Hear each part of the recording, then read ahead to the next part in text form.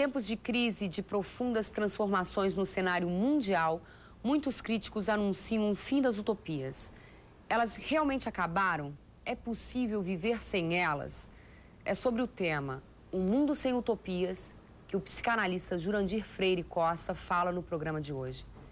Este programa faz parte do módulo A Ação, o Medo, a Incerteza e a Dor, que tem a curadoria de Renato Janine Ribeiro e enfoca o sujeito que age, que enfrenta as dificuldades e muda o seu mundo. Bem-vindo a mais um Café Filosófico.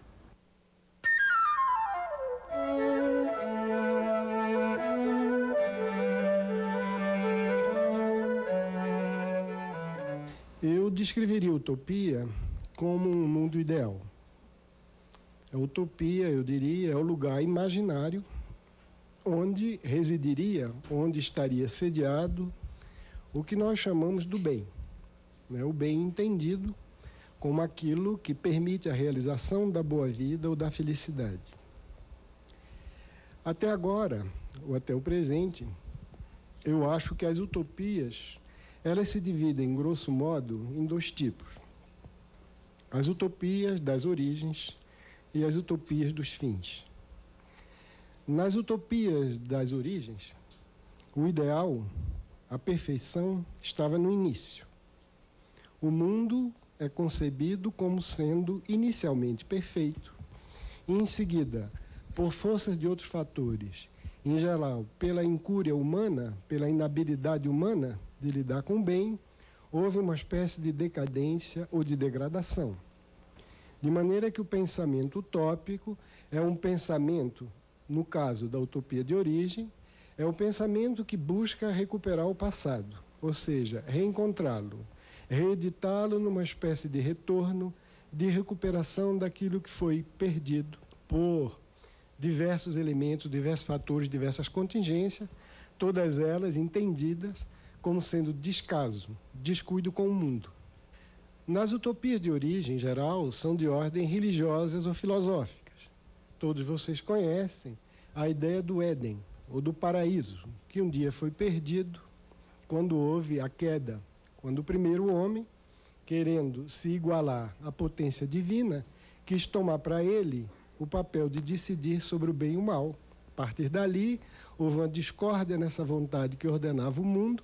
Houve, então, o começo das dores, do sofrimento, da morte, etc. Esse é o mito adâmico, o mito do primeiro homem. Esse é um tipo de utopia das origens, onde a perfeição estava lá, perfeição essa perdida, e que cabe às criaturas humanas buscá-la de novo, agora na evolução, recuperando a integridade de um bem que foi perdido. Vejam só, essas utopias das origens, elas foram, de repente, sacudidas no curso dos tempos. Elas fundamentavam toda a ordem clássica até a modernidade. A modernidade, eu entendo, o tempo inaugurado pelas revoluções inglesa, americana e francesa, que a gente chama da época revolucionária. A mudança nessas utopias, ou a obsolescência dessas utopias da perfeição de origem, ela aconteceu por diversos fatores. Os mais prováveis, ou para resumir de modo rápido, eu diria que foram as guerras religiosas. Percebeu-se que um mundo ordenado teologicamente, debaixo do dossel religioso, regendo a coletividade, era um mundo sujeito a banhos de sangue, a lutas sangrentas, como toda a Europa presenciou até praticamente o início do século XVIII.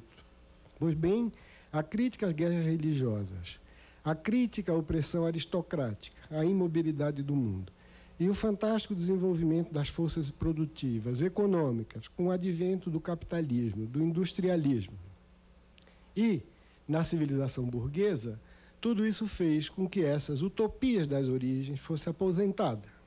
A partir de então, começaram a surgir e a vigir utopias que até hoje nos acompanham, utopias essas que no momento começam a se modificar, donde talvez nossa perplexidade.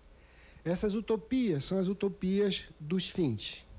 Não se trata nelas mais de imaginar que a perfeição estava no início. Se trata de imaginar que a perfeição vai estar no horizonte da ação humana. Não é mais a ideia de perfeição propriamente, de coisa acabada, finita, autossubsistente, que se cumpre por si só, que já está inteira. Não se trata mais de perseguir isso. A ideia de perfeição, os sujeitos substituíram a ideia de perfectibilidade. E essa ideia de perfectibilidade, ou de aperfeiçoamento progressivo, ela veio ancorada ou escorada em duas instâncias. Primeiro, a história. Segundo, o indivíduo. A história veio substituir, tomar o lugar do cosmo religioso. A história era um processo, a história estava em formação. A história era um crédito em aberto à inventividade dos indivíduos, era um crédito em aberto às forças em conflito ou às forças cooperativas do agir humano, da prática do convívio humano. Essa história, portanto, era o guia de origem, era a matriz central daquilo que iria nos levar à perfectibilidade.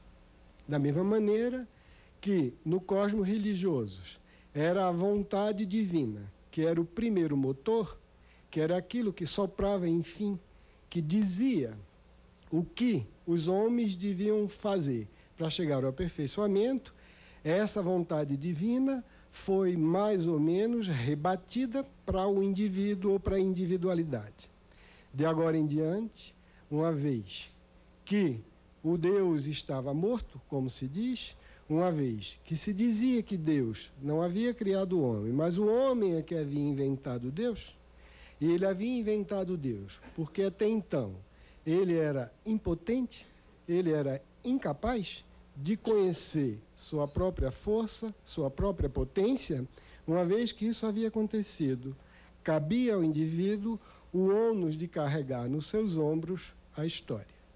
Vejam bem, a ideia de história é a ideia de indivíduo, vem substituir a ideia de ordem religiosa e a ideia de Deus. No entanto, havia um problema.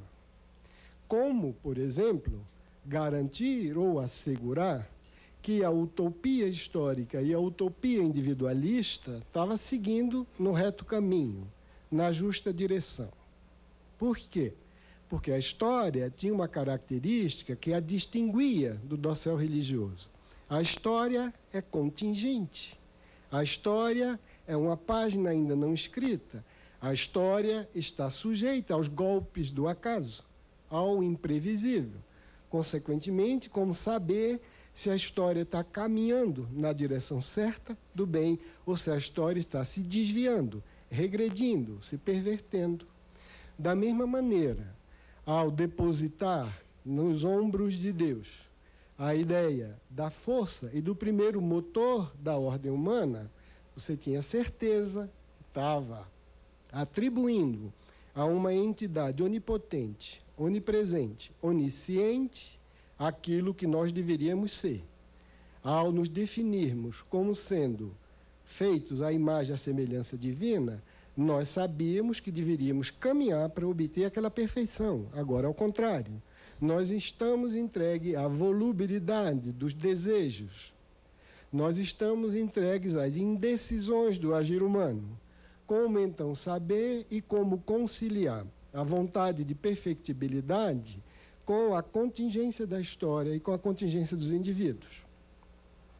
Qual foi a solução de compromisso? Qual foi a solução encontrada? A solução encontrada foi dizer que ao cosmo religioso eu iria substituir a razão. E a vontade divina eu iria substituir a vontade geral. A vontade geral iria, então, oferecer aquele ponto seguro, aquele gancho inabalável que nos permitiria saber que, com todos os descompassos, com todas as sinuosidades, histórias e indivíduos estariam caminhando para a perfectibilidade. E essa vontade geral ganhou uma figura mundana, uma figura secular, temporal, que foi a política. A política exprimiria, então, essa espécie de acordo, de consenso, que ia frear ou inibir a variabilidade ou o eventual desvio, o descaminho da ação humana na boa direção. A política, então, ia ser uma espécie de baliza de norte para a história e para as individualidades. E o guardião da política ia ser o Estado moderno. O Estado ia cumprir, o Estado leigo, o Estado republicano, o Estado democrático, iria cumprir a função que a aliança entre o trono e o altar até então vinham exercendo. De agora em diante, não mais o poder dos estados, onde a religião era o dossel significativo geral, armada pelo braço mundano do Estado aristocrático, do Estado do antigo regime. Agora nós íamos ter outra coisa, nós íamos fazer com que a política encaminhasse a história e os indivíduos em direção à perfectibilidade, porque, diríamos, a vontade geral teria essa capacidade de fazer com que qualquer desvio da história, qualquer idiosincrasia pessoal, tivesse que ser avaliada em função da categoria do bem comum. O Estado seria o braço armado, repressor e legislador e jurisdiforme, para saber o que é que, na ordem da história ou na ordem dos indivíduos, estava se desviando dessa perfectibilidade. O bem comum, então, fez com que cada um de nós e cada um dos indivíduos começasse a aprender que o cidadão nele deveria se sobrepor aos interesses do indivíduo privado. Nós produzimos uma cisão nas identidades subjetivas, essa que carregamos até agora. Todos nós somos divididos entre uma identidade privada e uma identidade pública. E essa identidade privada pode ser desenvolvida, pode ser perseguida, desde que ela não ameace a identidade do cidadão. Esse devia recalcar qualquer coisa nele que fosse destrutível em relação ao bem comum, essa ideia, então, de que os indivíduos, ao elegerem a vontade e a política como sendo o metro, como sendo o fiel das ações humanas, estariam protegidos contra regressões, contra tirania, contra qualquer tipo de absurdo que viesse a ocorrer dentro da escala dos atos e atitudes humanas.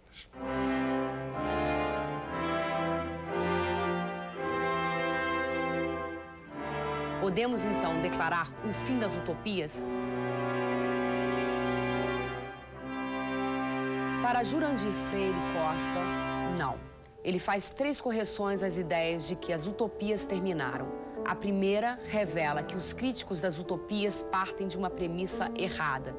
Eles imaginavam que a vida seguiria as regras de seus próprios esquemas teóricos. Não foi o que aconteceu. A vida se mostrou muito mais abundante e fértil do que suas teorias. Desapontados, eles decretaram o fim das utopias. Muitas vezes, a desordem é simplesmente uma ordem que nos frustra. É uma ordem que a gente não espera.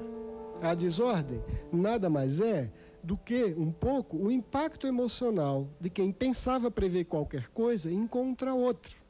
Ali tem uma ordem. Trata-se da gente ver qual. A segunda correção do psicanalista Jurandir Freire Costa se dirige ao tom catastrófico dos críticos. Com a modernidade e o fim da imobilidade social, as pessoas passaram a viver num mundo imprevisível. Antes, o rei era rei, o súdito era súdito. Agora, já não há mais certezas. A possibilidade de mudanças faz com que as pessoas temam o desconhecido e imaginem o pior. E assim, muitos enxergaram o fim do mundo, o fim das utopias. Desde o início que a burguesia se afirmou como modo de vida, como modo de produção econômica, com a ideia de progresso, de cultura e civilização, que nós vemos esse tom alarmista de que tudo está virado de cabeça para baixo. Se vocês quiserem a melhor prova, eu posso citar para vocês algum desses exemplares, entre milhares de outros, onde vocês veem isso. Onde se diz que o mundo nunca foi pior, onde as pessoas nunca foram tão individualistas, onde a ordem nunca esteve tão massacrada e tão pisoteada.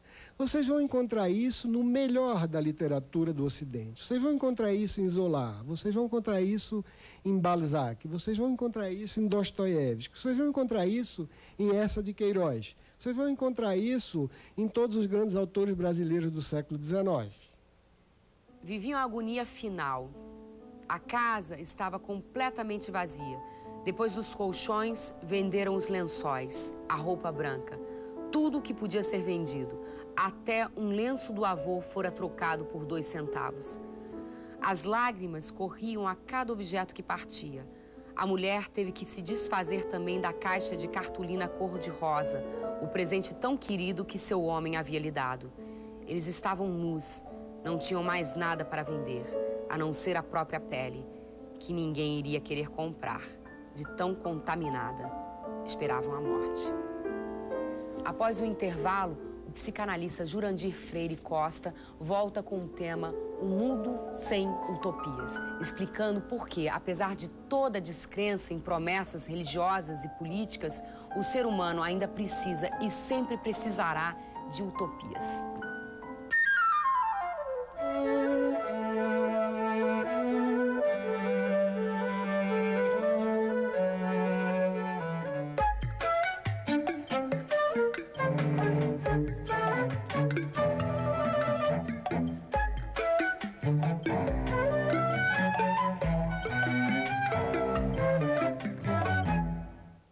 Você vai acompanhar.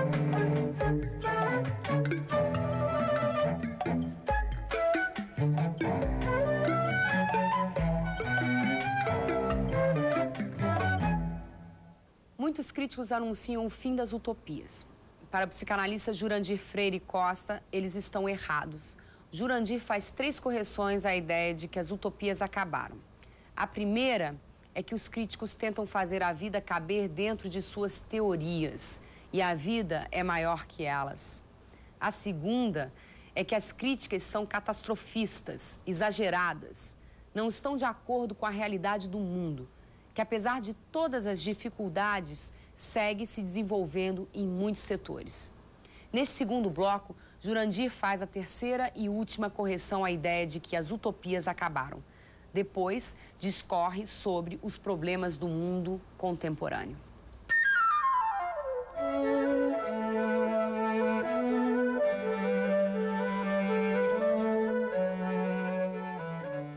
Um outro fator, finalmente, que eu também queria considerar, é que a própria ideia da história, ou aqui, a experiência burguesa, desse ponto de vista, ou seja, do ponto de vista de lidar com o passado, não se distingue de qualquer outra experiência de coesão cultural ou de criação de utopias. Ela idealiza o passado. Ela idealiza o passado porque o passado é a garantia de qualquer coisa que psicologicamente é necessário, e aqui entra propriamente o ponto de vista subjetivo. Nós não podemos viver sem utopia. Nós podemos dizer, nós podemos ter diferentes utopias. Nós podemos viver agora com utopia que a gente ainda não batizou, ou com utopias que estão concorrendo com antigas utopias. Por que não podemos viver com utopia? Simplesmente porque a utopia é uma necessidade psicológica. E o que é que eu chamo de necessidade psicológica? Necessidade psicológica porque nós temos uma maneira de lidar com o passado que é diferente da maneira de lidar com o futuro. Nossa relação com o passado é de proximidade, é de posse. Ou seja, tudo que nós vivemos está à disposição. Mesmo a lembrança mais antiga sempre está perto. A lacuna entre meu presente e aquilo que eu vivi é sempre qualquer coisa familiar, seja experiências de dores, seja experiências de amores, seja experiência de alegria e seja experiência de tristeza. Com o futuro, no entanto, por mais próximo que esteja, a nossa relação é sempre de distância e dispossessão. Ninguém tem o futuro. O futuro não nos pertence. O passado é de cada um de nós.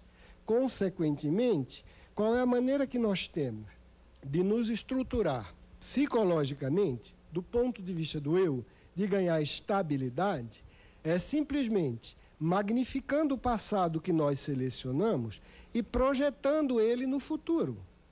Dessa forma, eu vou encontrar, no mundo no qual eu vou viver, um mundo com coordenadas seguras. Um mundo que tem um gancho de certezas, que são as certezas vividas. Uma vez que eu lido psicologicamente de forma assimétrica com o que passou e com o que vem, eu sou compelido, sempre e necessariamente, a projetar no que vai vir aquilo que me consola, aquilo que me assegura e que eu só posso ter da minha relação com o passado. Ora, aquilo que da minha relação com o passado me ajuda a caminhar no terreno seguro do futuro é aquilo que eu vou chamar de tradição, é aquilo que eu vou chamar do bem, é aquilo que eu vou chamar do melhor. Esse futuro, que é a sombra projetada do melhor passado no futuro, eu vou chamar de utopia. Consequentemente, o que mudou em nós não é a capacidade de pensar utopicamente. O que mudou em nós, isso sim, né, é a natureza desses ideais e, sobretudo, a natureza das instâncias que intermediam nossa relação com eles. Ou seja, é o problema da natureza ou da hierarquia dos valores e o problema daqueles que se consideram ou dos instrumentos que mediam nossa relação com esses valores. Da mesma maneira que no cosmos religioso, como na ordem política, eu tive necessidade de mediadores, de representantes que me dissessem, bom, a palavra é essa, mas você tem que interpretar dessa maneira para saber exatamente como é que você chega lá. Você está com dúvida por tal ou qual erro, isso sempre existiu. Da mesma maneira, nós hoje em dia temos a mediação entre nós e aquilo que foi posto no topo dos valores de nossa cultura, que é a ciência. Ora, nisso acredito que está o verdadeiro problema. É que uma vez que a ciência foi posta no topo dos valores e que a ciência não responde às questões do sentido da vida, como nós temos pouca coisa com tanto prestígio cultural quanto a ciência, começaram a surgir as castas de sacerdotes ou as teorias mediadoras entre nós e a ciência. São as ideologias cientificistas e a mídia e o espetáculo. Ou seja, para dizer exatamente como nós nos devemos nos comportar, ou seja, retirar da ciência o que a ciência não tem para dar, orientação moral e ética na nossa vida, surgiram dezenas de ideologias, de possíveis intérpretes da ciência que, no fundo, são lobos em pele de cordeiro. Ou seja, as pessoas que procuram se apropriar da ciência e extrair dela uma moralidade para todos nós, e que, ao fazerem isso, nos precipitam num nível de incerteza, de desconfiança em relação a nós mesmos, tremendos. Eu vou dar 3 exemplos do que são esses ideólogos do cientificismo. Um exemplo, por exemplo, é o economicismo da sociedade. Dizer que é científico a gente se comportar de tal ou qual maneira. E tal ou qual maneira é obedecer à lei do mercado com vista a consumo. Isso não tem nada a ver com a produção econômica. Isso é tentar fazer de uma prática cultural que é a produção econômica algo que vá moralizar alguma coisa que não é moralizável à ciência. Ao falar de economia como ciência e dizer que ali está o sentido da sociedade, a gente pratica um tipo de falácia ideológica do economicismo que tenta nos fazer crer que aquilo que está sendo dito é ciência. Ou seja, é protocolo experimental, é predição controlada, é saber sujeito à falsificação e à verificação, é saber sujeito a paradigma, é um saber que pode ser testado por observadores independentes, ou seja, em tempos e realidade diferentes. Isso é uma invenção, isso não é verdade, o dia a dia comprova. Outro saber desse tipo, como vocês veem, é um saber que vem corrente em certas correntes da biologia, é predizer comportamentos éticos ou dizer que comportamentos éticos derivam de nossas propriedades físicas.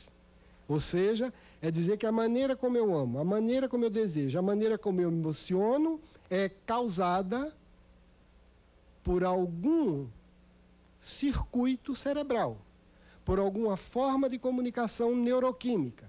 E isso é introduzir dentro da ciência, que tem a ver simplesmente, no caso da biologia, com modificações de estados, que é indiferente em relação às causas morais ou não, do ponto de vista da ciência. Se eu pego um neurônio e vejo como ele está se comunicando com outro, aquilo não é melhor nem pior, é simplesmente diferente. Para poder saber que aquilo que é pior, eu tenho que ver a consequência. Ah, ficou deprimido. E deprimido eu acho pior, porque eu acho moralmente pior.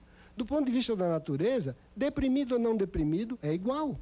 É a mesma coisa que passar do gelo para a água e da água para o vapor.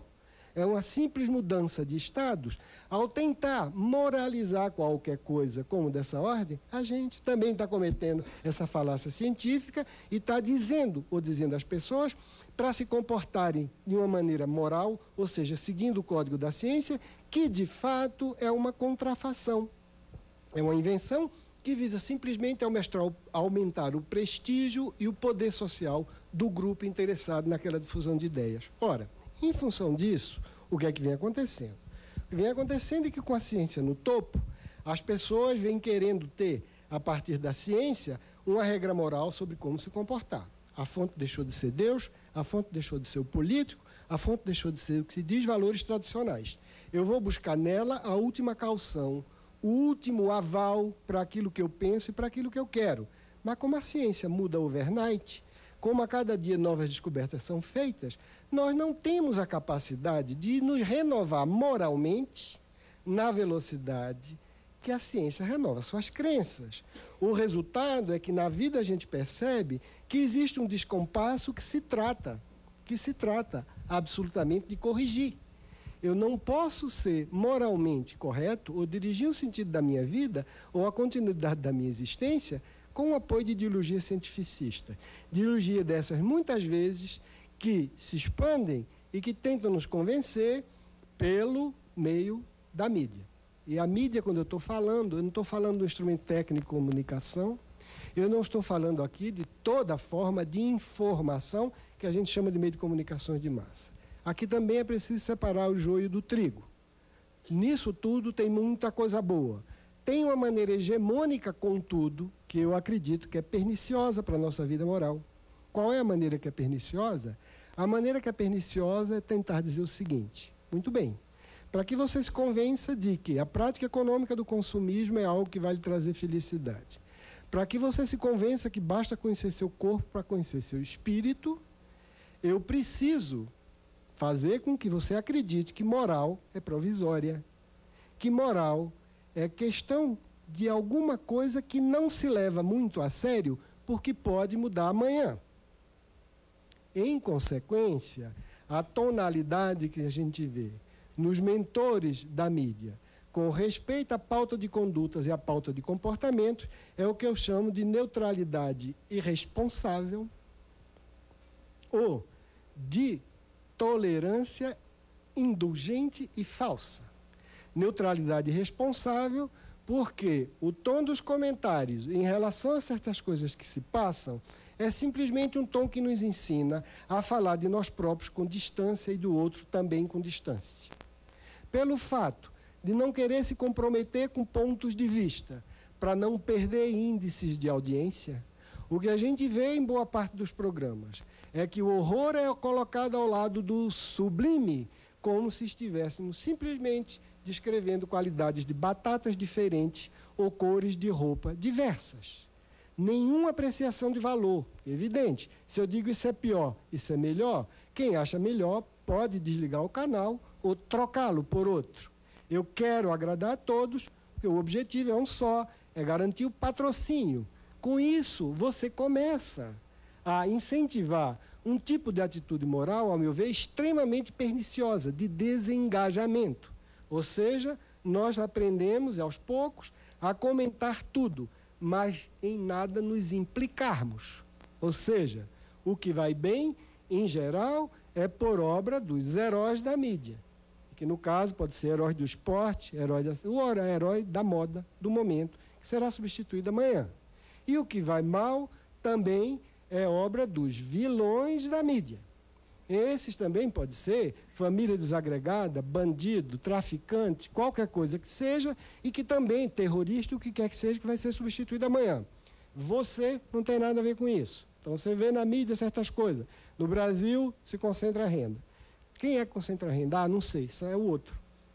Você pergunta, mas quem é o outro? Ah, mas que coisa, então, que papo chato, você não sabe conversar de outra coisa melhor? Vamos passar adiante. Depois que você procura aprofundar, aí vem o deboche ou vem o bocejo. Vem o tratamento do tema como uma coisa absolutamente irrelevante, só quem quer se deter são aqueles chatos, os famosos malas.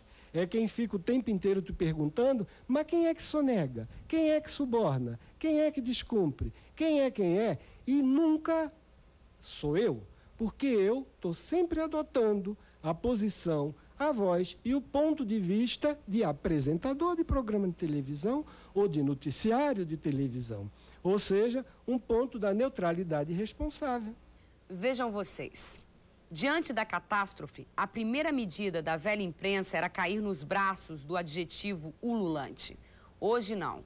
Quando Kennedy morreu, quando uma bala arrancou o seu queixo, o copydesk do Jornal do Brasil redigiu a manchete sem nada conceder à emoção, ao espanto, ao horror. O acontecimento foi castrado emocionalmente. Podia ser a guerra nuclear, talvez fosse a guerra nuclear. E o nosso copydesk, na sua casta objetividade, também não concederia ao fim do mundo um vago e reles ponto de exclamação. Cada um vive como quer. Nós temos que aceitar tudo. Então, parece que você está diante de pessoas que são uma cera mole, que são um cabide para qualquer roupa da moda, cujas convicções mudam no dia a dia, sem que a gente saiba em absoluto, o estofo, a medula, que as faz optar por aquele ponto de vista e não outro. E é assim que vocês vejam, desde a adoção de drogas, desde a defesa de qualquer preferência sexual, desde a defesa de qualquer tipo de espiritualidade asiática, qualquer coisa circula e tudo parece igual, e aquelas pessoas parecem de uma generosidade, de uma grandeza, de uma altivez, de uma benevolência que está acima de qualquer mortal. Vejam só, eu não quero dizer que nós tenhamos que ter uma opinião conservadora sobre esses temas. O que eu quero dizer é que a opinião que circula dessa maneira está longe de ser uma opinião crítica e responsável. Porque se você pedir satisfação da crença, de novo você é um chato, de novo você é maçante, de novo a gente acabou o tempo de exposição daquilo, de novo a gente pode incorrer no erro de lesa patrocínio. Você pode perder Ibope e, consequentemente, sai do ar. Então, entre, se vocês quiserem ver, a ciência e nossas decisões éticas, nós temos essas mediações, que é a mediação da mídia de um lado, a mediação das ideologias cientificistas do outro lado, que sempre nos pôs em contato com o relativo, com o provisório, querendo nos fazer aceitar a ideia de que a gente deve mudar de convicções e de crenças sobre o bem, assim como troca sapato, assim como troca de preferência por chá ou por comida. Esse é um problema nosso. Mas, a partir daí, dizer que a gente perdeu o norte, dizer que a gente perdeu a transcendência, eu acho que vai um passo que eu não daria. Eu não vejo isso na minha prática. As pessoas são capazes de julgar tudo isso de maneira crítica, e ao julgar isso de maneira crítica, a meu ver, elas recorrem à boa e velha tradição humanista que nós guardamos até agora. É em nome da liberdade, da igualdade, da fraternidade, da compassividade, que nós denunciamos a falcatrua que existe tudo nisso, os excessos que existem nisso tudo, né? O opróbrio, a ignomínia da opressão e tantas outras coisas. E os indivíduos, sabendo que não podem ter isso, recorrem com os instrumentos que têm para reforçar suas crenças contra esse mundo provisório, contra essa liquidez, contra essa espécie de forma gasosa de viver, contra essa incerteza que os cerca por todo lado.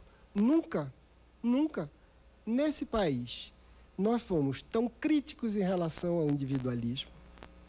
Nunca nesse país nós fomos tão atentos, se vocês quiserem, às injustiças e às iniquidades sociais e da desigualdade. Nunca nesse país as pessoas reclamaram tanto de abuso em nome dos sacrossantos direitos humanos, que nada mais são do que a versão política da experiência ético-religiosa desse Ocidente. Consequentemente, eu acho que uma coisa são as dificuldades reais que nós passamos, de toda a ordem política e econômica. Outra coisa é, por cima ou sobre ou ao lado dessa ordem, quererem nos convencer de que nós somos seres desorientados, tontos, que perdemos transcendência, que não sabemos mais escolher, que fazemos qualquer coisa. Eu não diria isso. Eu diria que é isso que querem fazer de nós. Mas eu não vejo nenhum testemunho de que nós nos tenhamos convertido em massa a tudo isso.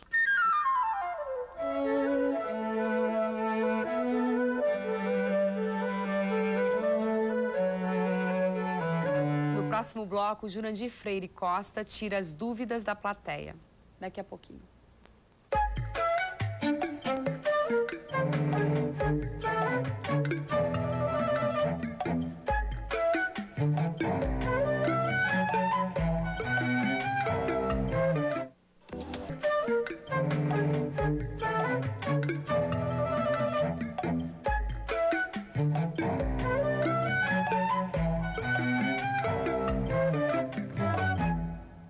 Segundo o psicanalista Jurandir Freire Costa, as utopias podem ser divididas em dois tipos: a utopia das origens e a utopia dos fins. A utopia das origens vem da religião e da filosofia. É a crença de que o mundo era perfeito no início e que é possível recuperar esse passado perdido.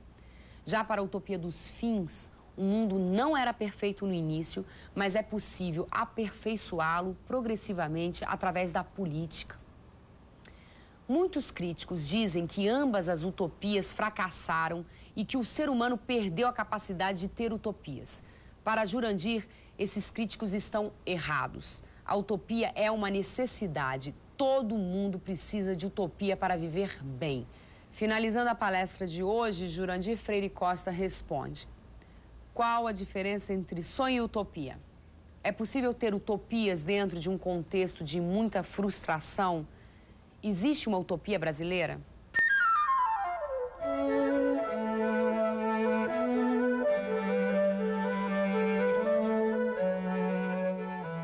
Eu gostaria que você estabelecesse um paralelo entre o sonho e a utopia. Os pontos de intersecção ou separação, onde é o sonho, onde é a utopia?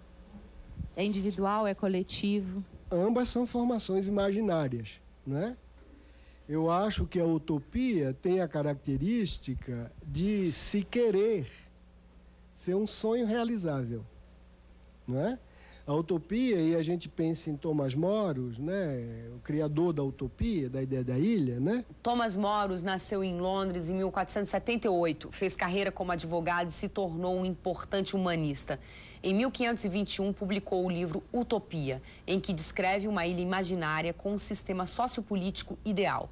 O termo utopia é derivado de duas palavras gregas que juntas significam lugar nenhum. Thomas Moros foi decapitado em 1535 por ser contra o divórcio do rei Henrique VIII. Em 1935, Moros foi canonizado como santo da Igreja Católica. Então, a utopia, ela comporta um sonho que acredita que pode se realizar, que dá pistas para que, no mundo atual ou na experiência humana, a gente perceba que aquilo é factível, que aquilo é execuível, enquanto que um sonho pode ser simplesmente um sonho de autossatisfação, algo para o deleite, para a fruição do espírito, né? Que imagina um lugar onde se poderia viver de outra forma. Então, as utopias das quais nós falamos, a utopia religiosa do céu, ou a utopia da perfectibilidade republicana e democrática, quando elas surgiram, eram sonhos realizáveis. Os revolucionários diziam que iam fazer aquilo. Eles pensavam que a liberdade era igual, que a equidade, que a decência, que a justiça. E diziam, olha aqui quais são as etapas racionais para chegar até lá.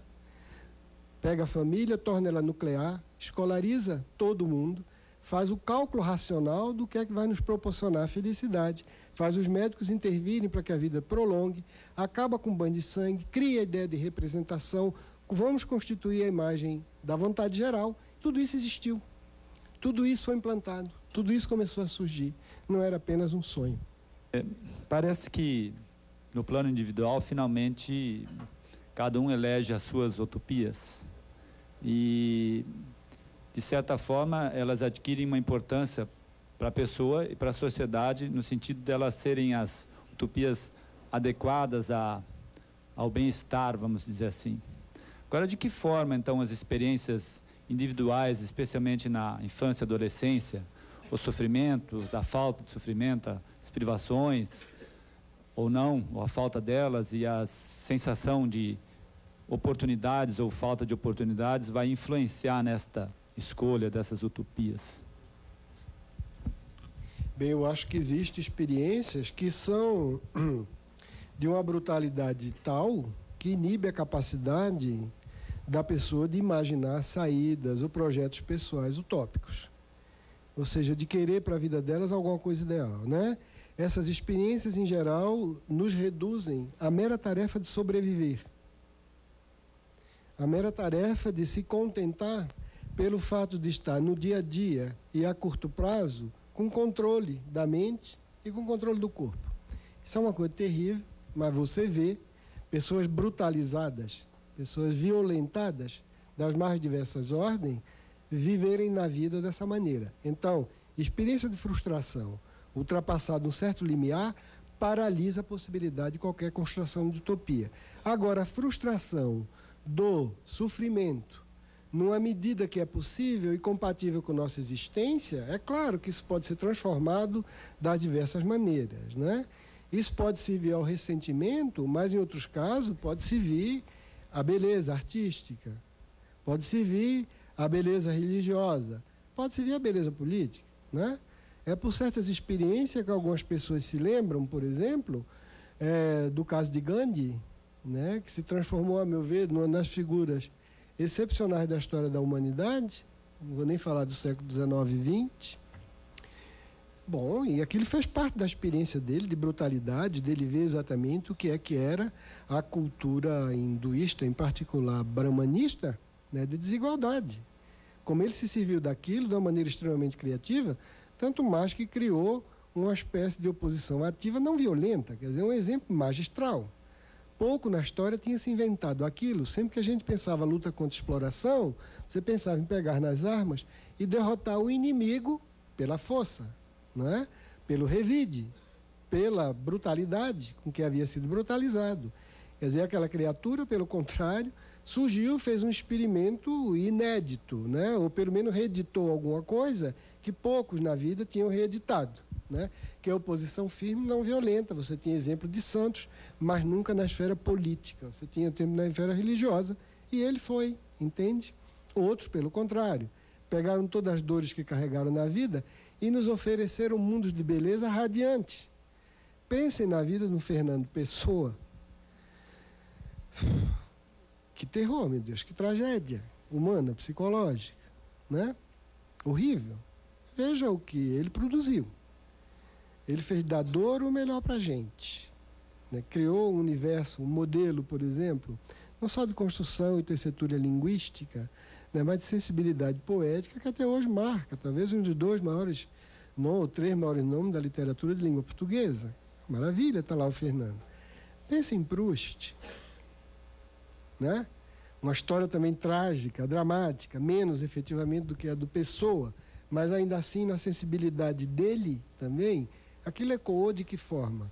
Ecoou de uma forma gigantesca, né? E daquele sofrimento, está entendendo?